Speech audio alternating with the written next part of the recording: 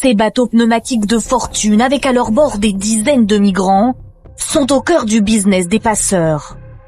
À quelques kilomètres de Dunkerque, juste à côté de ce camp, quelques temps à l'écart, où s'opèrent les derniers préparatifs avant de prendre la mer. Ici, les traversées se négocient et des gilets de sauvetage sont vendus à la sauvette. Impossible de filmer à l'intérieur de ce campement, mais l'un des passeurs a accepté de nous rencontrer à l'abri des regards.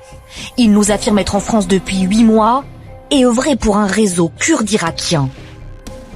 Mon travail, c'est d'envoyer des gens en Angleterre. Ils me donnent de l'argent et je les envoie là-bas. Le tarif, c'est 1300, 1200 euros par personne. Quand la météo est bonne, j'achète un bateau, j'ai un chauffeur qui me le ramène depuis l'Allemagne et je lui donne l'argent. Le prix d'un bateau, c'est 13 000 euros. Ces traversées rapportent près de 80 millions d'euros par an à ces réseaux très structurés. Le matériel nautique est fabriqué en Chine à prix cassé. Des pneumatiques en pièces détachées qui transitent en Turquie, où la réglementation est plus souple qu'en Europe. Dans des ateliers clandestins, ils sont assemblés avant d'être envoyés en Allemagne pour être stockés. Les bateaux dégonflés rejoignent ensuite la France, dans le coffre de véhicules. Via des opérations ciblées, les autorités tentent de démanteler ces organisations criminelles. L'an dernier, 41 000 migrants ont traversé la Manche à l'aide de ces embarcations qui ne respectent aucune norme de fabrication. Cet exilé a tenté 4 fois, au péril de sa vie, de rejoindre l'Angleterre.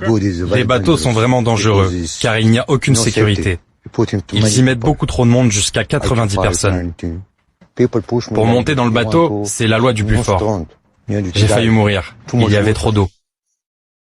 Les passeurs privilégient les bateaux, car passer la frontière en camion est devenu au fil des ans très compliqué.